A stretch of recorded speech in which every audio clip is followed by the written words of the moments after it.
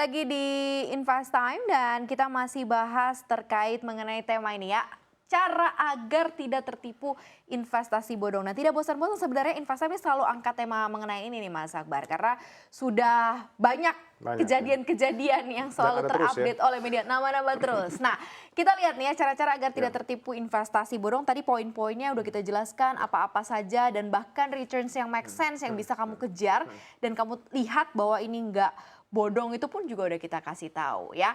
Next nih ada benernya instrumen investasi yang harus sebenarnya diketahui, yang mungkin masih masuk akal nih ya. Apa aja nih Mas Akbar?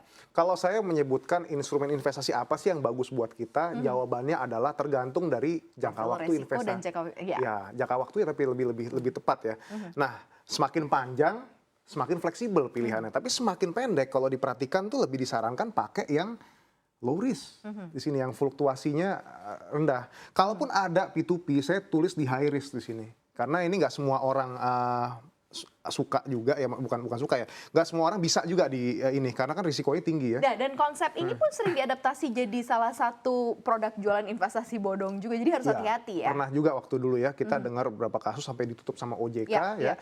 Pokoknya ya teman-teman mungkin kalau misalnya risk profile-nya konservatif atau baru-baru investasi, saya rasa lebih baik untuk tujuan jangka pendek ya, 1 sampai 3 tahun ya di sini lebih baik masuk ke 3 ini aja deh ya. Nah, ada deposito, reksadana pasar uang dan SBN atau SBSN ya, yang syariah di situ ya. Ini low risk. Low risk. Ini low risk dan ini masuk ke high risk. Yes, ya di situ ya. High risk tapi bisa jangka pendek. Bisa jangka ya, 1 sampai 3 tahun. mostly kan mereka emang pendanaannya 1 tahun gitu ya. Cuman ya pokoknya kalau misalnya mau masuk yang sebelah sini pastikan uang dingin banget deh ya. Betul. Jangan pakai uang yang sudah dialokasikan buat bayar uang sekolah anak, bayar utang apalagi itu bahaya kayak uang gitu nikah ya. jangan juga ya. Itu lagi. Bisa nggak jadi nikah katanya ya. Oke, kita ke midterm. Ada apa aja di midterm? Ya, kalau kita bisa lihat di sini ya, midterm ini 3 sampai 5 tahun ya. Pilihannya lebih banyak pasti dibanding yang short term sini. Ada obligasi korporat bisa, obligasi negara bisa, emas bisa, RDPT atau reksadana obligasi bisa, saham juga bisa ya, dan harusnya reksadana saham juga masuk ke sini sih, nggak apa-apa, dan reksadana campuran itu juga bisa masuk di situ ya. Nah, kurang lebih gitu. Nah, kalau banyak juga pertanyaan, oh saya sebetulnya bisanya RDPU aja nih buat di sini, bisa nggak? Sebetulnya bisa juga, asal teman-teman harus tahu juga bahwasannya kalau kita pakai reksadana pasar uang untuk yang midterm yang di atas yang 3 sampai 5 tahun ya, untungnya nggak terlalu besar gitu. Lebih baik kita pakai buat parkir dana aja sih kalau di RDPU ya. Iya, menghindari biasanya sih bisa dijadiin salah satu alokasi misalnya untuk rencana tahunan. Betul. Menghindari potongan adminnya kalau misalnya didiamkan situ aja di salah satu rekening bank kan dipotong nih. Nah, bisa taruh di situ. RDPU. Simpanan buat dana darurat juga bisa. Betul, dana darurat juga bisa, tepat sekali. Next ada yang long term 5 tahun ke atas. Oke, long term itu pilihannya sangat fleksibel, Mbak Maria ya. Jadi kita bisa pilih yang yang high risk high returns ya, karena time horizon kita tuh panjang ya, jangka waktu investasinya panjang.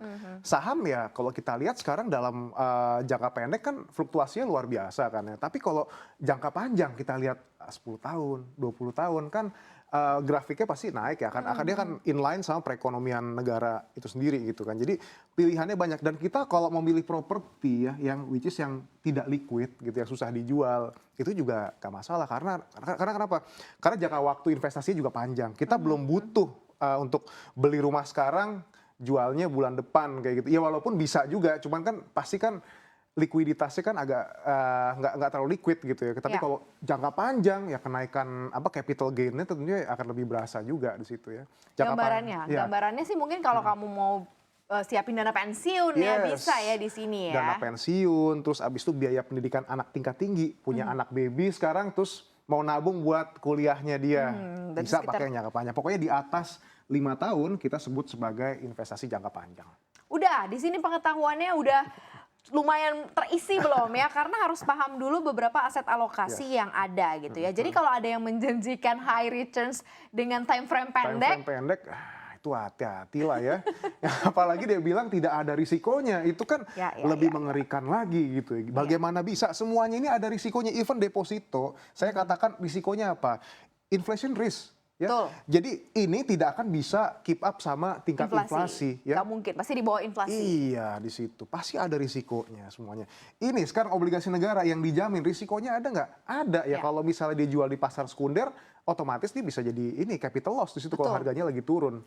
Gitu. Dan teman-teman. resiko geopolitik dan lain-lain Betul ya. sekali. Emas juga sama harga Oh, itu komoditas iya. lebih-lebih ya kan. Jadi nggak ada yang plek-ketiplek akan selalu menguntungkan. Betul Jadi sekali. dari situ dulu ya untuk kita menghindari yang namanya investasi bodong. Nah, ini ada data apa nih yang harus kita ketahui? Apakah ini termasuk salah satu penyebab kita tuh akhirnya terjerat investasi yang bodong nih? Ya, Mas ini Akbar? merupakan survei ini ya, survei OJK ya mengenai literasi keuangan di sektor jasa keuangan. Jadi kalau kita bisa lihat sekarang ya, kalau pasar modal itu kan memang jadi tempatnya investasi ya, tempat orang yang membutuhkan dana di situ dan tempat orang yang akan menanamkan modalnya gitu. Kalau kita bisa lihat sekarang di 2019 sampai 2022 itu malah menurun di situ ya.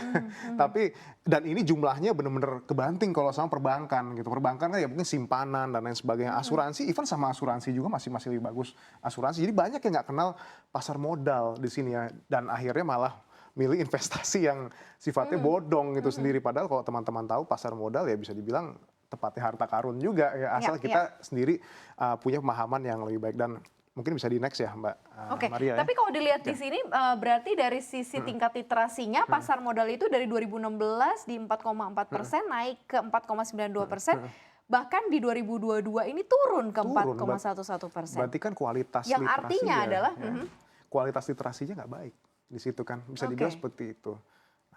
Sekarang kita lihat kalau inklusinya, nah sekarang malah lebih tinggi di situ ya. Kalau kita lihat tumbuhnya luar biasa sampai dari 1% sampai 5% di situ. Bayangkan ya mungkin banyak yang ikut-ikutan. Itu apa dia paham gitu mengenai instrumen-instrumen pasar modal itu sendiri. Berarti Anda bisa bayangkan nih, yang paham sedikit, yang ngerti nih soal industri pasar modal khususnya ya, pengetahuannya sedikit, nggak banyak bertumbuh, tapi yang gunain produk-produknya ya mungkin di pasar modal banyak macamnya, ada dari saham mungkin reksadana dan lain-lain, obligasi banyak. Berarti dengan kata lain banyak orang yang nyemplung tanpa dasar pengetahuan yang jelas gitu ya. yang benar-benar oke gitu. Jadi hanya faktor ikut-ikutan dari Mas Akbar juga bilang.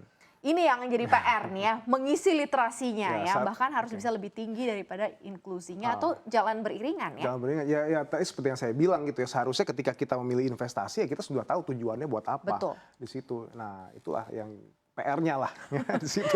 PR semuanya ya pastinya ya. Udah ada pertanyaan nih Mas Akbar, tampaknya yang sudah siap-siap bertanya. Terima kasih Sobat Cuan yang sudah join juga di Instagram dan juga WhatsApp CNBC Indonesia. Beberapa pertanyaan diantaranya dari @irahulu31.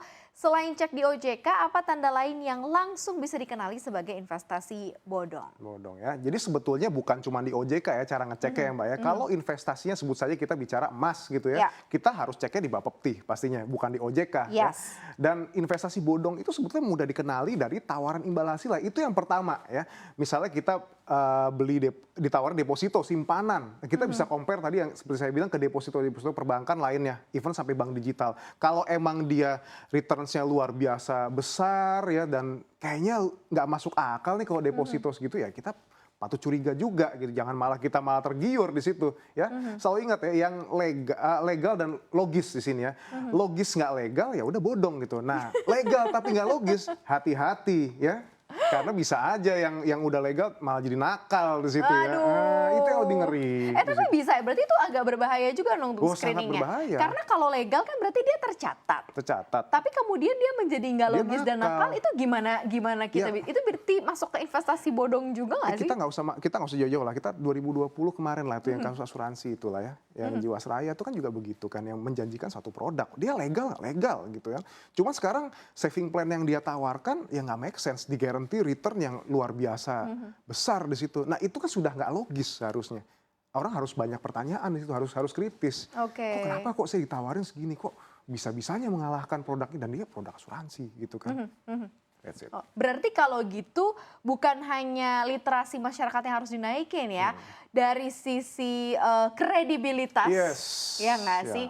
para oknum, bukan oknum ya, orang-orang yang memang tahu dan bekerja di lembaga keuangan pun juga harus terpercaya gitu ya, kredibilitasnya juga harus benar-benar dijamin gitu. Karena jangan sampai terjadi seperti ini. Karena memang sih kalau misalnya kita bicara investasi dan kita letakkan ke salah satu lembaga ya, itu bisa dikatakan ya kita mempercayakan Ya, sepenuhnya. Nah, apakah orang-orang di betul. dalamnya bisa dipercaya, apakah tidak gitu ya.